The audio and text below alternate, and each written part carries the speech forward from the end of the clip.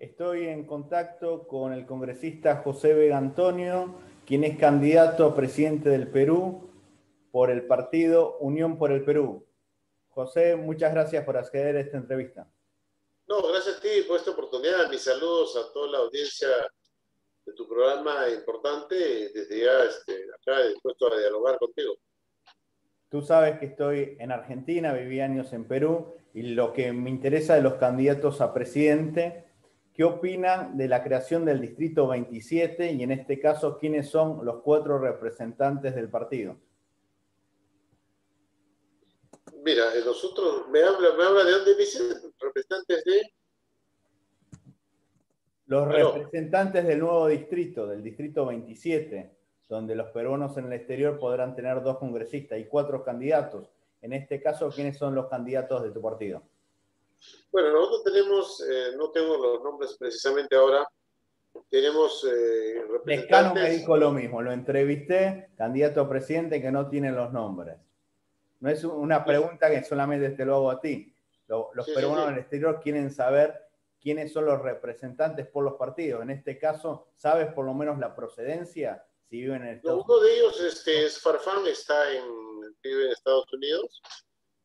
Y otro compatriota vive, creo...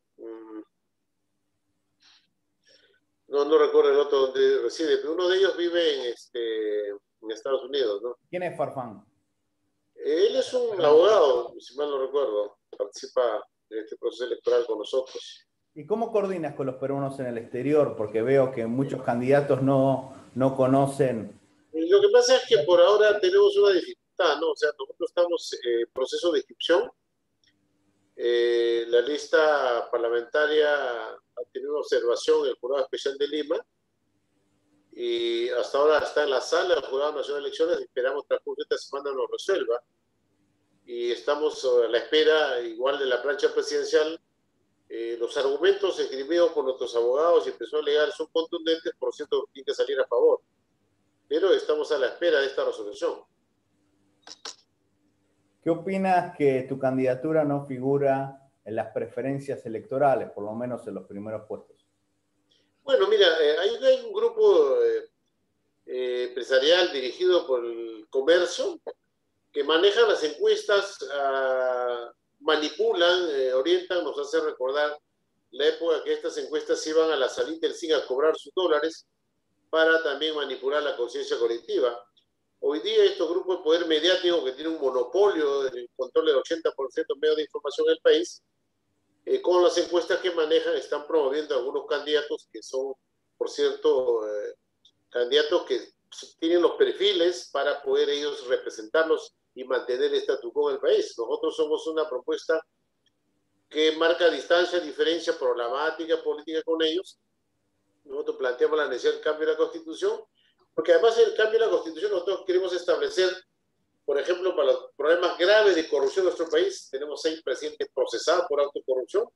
Acabamos de vacar, yo encabecé la vacancia del señor Vizcarra, que está procesado por coimero, por corrupto, y tiene pues ya procesos avanzados, con testigos, ya colaboradores corroborados, tiene impedimento de salir del país, y logré pues en el Parlamento promover la vacancia, finalmente se vacó este presidente, ¿no? Y como tal, estos 6 presidentes, incluido Vizcarra, tienen la responsabilidad de nuestro país haber generado pues, la ciudadanía, no solo el descontento, el rechazo a la tarea política, de Otto Guibovic, para darle cadena perpetua a los funcionarios que hayan cometido corrupción.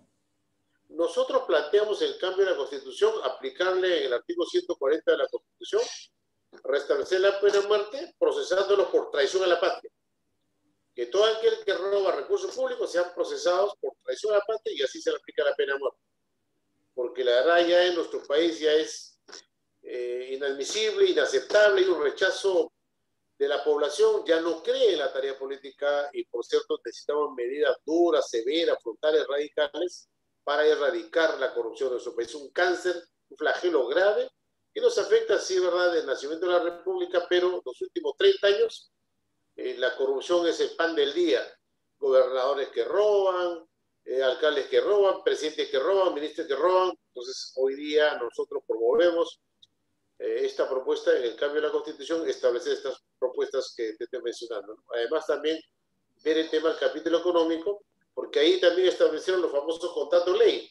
Con estos famosos contratos ley se generó la impunidad al robo de los recursos públicos. O sea, no se pueden revisar esos contratos lesivos a los intereses del país, contratos de líos de corrupción.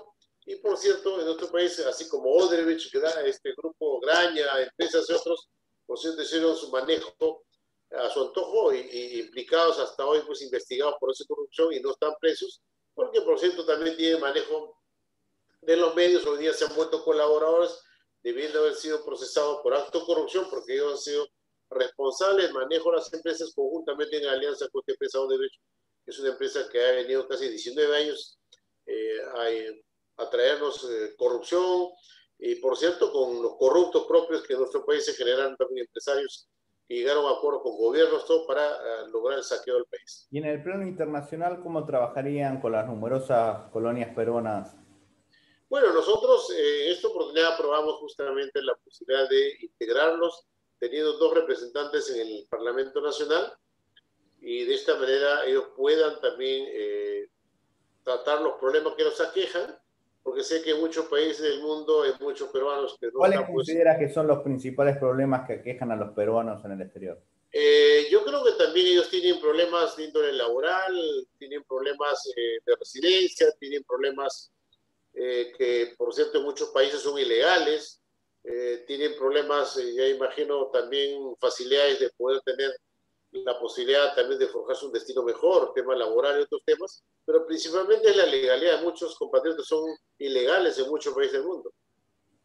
Sí, pero el que da la legalidad en un país es el país que los acoge, no el país de Por origen. En este cierto, pero caso, tú fuese lo presidente que ocurre, peruano, ¿cómo trabajarías para mejorarle la vida a los peruanos en el exterior? Porque el tema laboral depende del país donde ellos estén y de la ciudad. Pero en este caso, como Estado, ¿cómo piensan mejorar la atención en los consulados y en las embajadas?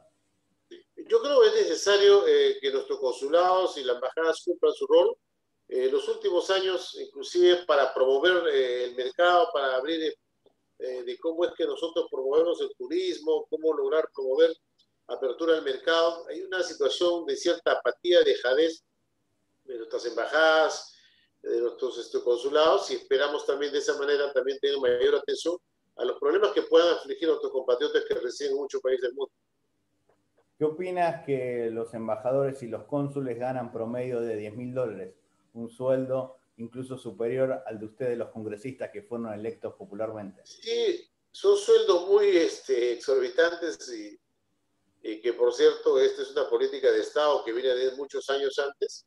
Esperamos de ser gobierno regular porque yo creo que el referente de los sueldos debe ser a partir del presidente de la República. Si el presidente de la República gana un sueldo, debe ser el tope para todos.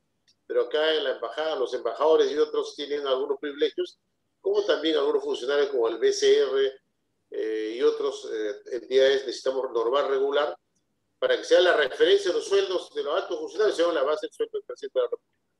Actualmente, los peruanos en el exterior son representados por los congresistas de Lima. Tú eres congresista de Lima. ¿Cómo estás trabajando en beneficio de tus representados, independientemente de la colaboración en la aprobación de la ley de creación del Distrito 27? Actualmente, ¿cómo Mire, la estás? verdad, nosotros no hemos tenido mayor vinculación, trabajo directo, más solo esta ley que de alguna manera los va a integrar y van a tener dos representantes que van de cerca quienes conocen los problemas que ellos están pasando, y eso podrá permitir de repente mejorar la calidad de vida de nuestros compatriotas en el exterior. Pero actualmente, ¿por qué no tienes vinculación con las colonias en el exterior si tendrías que representarlas, como también estás Bueno, es que representando? en el Parlamento tenemos un problema también de una subrepresentación, porque somos un país que supera los más de 30 millones de habitantes y son 130 congresistas. Yo vivo en un distrito populoso de Lima, San Juan de Gancho.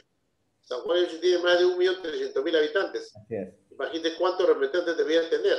Entonces nosotros tenemos un problema, la verdad, grave de tener que primero atender, priorizar los problemas que nos afligen en el país donde residimos, y por cierto también de parte de los gobiernos de turno, que han sido gobiernos que no han tenido propuestas de programa, planteamientos, ha generado grandes problemas de brecha sociales que generan pues, la pobreza, falta de empleo, falta de atención a la salud pública. Hoy día con la pandemia estamos pasando un problema gravísimo porque no tenemos cama UCI, no tenemos plantas de oxígeno, faltan médicos, faltan enfermeras.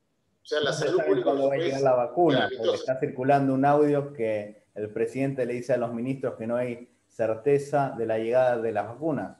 Primero dijeron Sí, pues, diciembre, después enero, ahora dicen febrero. como le digo, tanto el gobierno de este Pacado Vizcarra, por actos vinculados a autocorrupción, el gobierno actual de transición también no ha tenido, creo, la capacidad de poder lograr restablecer que nuestro país pueda haberse previsto esos contratos que nos garanticen las vacunas para aliviar este problema grave que nos está viviendo nuestro país por esta pandemia. Y hoy día con esta grabación puede revelarse que, por cierto, no tenemos nada seguro y está dando muestra de total incompetencia y incapacidad del gobierno y está engañando a la población. Lo Eso no único se tiene. seguro del gobierno peruano es la incapacidad demostrada. Por cierto, o sea, ese es un gran problema de este país. Gobernantes que llegan al poder, como el caso del señor Sagasti, que por una coyuntura, por cierto, después de la vacancia de Vizcarra, hubo un conflicto, problemas con la participación. Quien asumió el cargo fue el señor Manuel Merino, y hubo unas movilizaciones, al final fue obligado a renunciar con su gabinete él, y eso permitió una recomposición en el Parlamento. Al final fue elegido el señor Sagasti como presidente de transición, pero como resultado de su gestión no está dando la talla de ser el estadista que pueda llevarnos un proceso de transición que pueda garantizar no solo la continuidad democrática, sino aliviar, por lo menos en este espacio de tiempo, por lo menos la atención a la salud, de cómo enfrentar el problema de esta pandemia gravísima. Y una vez más, igual que el señor Vizcarra, no tomaron las previsiones, no planificaron nada. Cuando pudo controlar la pandemia, ahora con el rebrote, estamos realmente contabilizando muertos, desbordados los hospitales, y el gobierno da muestra total incapacidad, ineptitud. Ese es un problema grave que nos pasa a nosotros como peruanos, que tenemos gobernantes que no dan la talla, no dan la capacidad estadista para resolver los problemas que nos aplican. ¿Qué va a hacer la bancada de Unión por el Perú con el hecho repudiable del ministro del Interior, José Elice, que le dijo a la periodista Milagros Leiva ante una simple pregunta: no quiero enojarme o no me hagas enojar, que se puede interpretar como una amenaza, que la persona que maneja la Policía Nacional del Perú, que maneja la seguridad interior, trate así, o destrate, mejor dicho, a una periodista de la altura de Milagros Leiva? ¿Qué van a hacer al respecto? ¿Van a repudiar este hecho? Nosotros, como bancada, estamos promoviendo la censura de este ministro incapaz, porque además de estas actitudes matonescas también tiene la responsabilidad como ministro en la lucha de los trabajadores agrarios. Hay dos jóvenes que han muerto por la consecuencia de esta represión policial, y el responsable político es este señor, incapaz, inepto, que por cierto en su país la inseguridad ciudadana es otro problema grave que nos afecta a todos, y este ministro tampoco nos da la talla de responder en este contexto frente a todos estos problemas. Y con esas actitudes, Igual la verdad, además de ser... por decencia o dignidad hubiese renunciado cuando Por se cierto, quedó dormido en una conferencia de prensa del presidente. Y casi... exactamente, estaban los hombros de la ministra, Salud. estaban cabeceando ahí. Nosotros estamos planteando la censura, ya tengo 20 firmas, esperamos estos días lograr las 27 firmas para proceder a la censura y entre el debate del Parlamento. La última pregunta: ¿por qué algunos candidatos de Unión por el Perú son bastante reacios a la prensa? Y recién me comuniqué con Alberto Escudero, que fue congresista, primer candidato en La Libertad. Me dijo que le mandes mis antecedentes, mis trabajos para dar una entrevista. ¿Los candidatos están condicionando las entrevistas en el partido?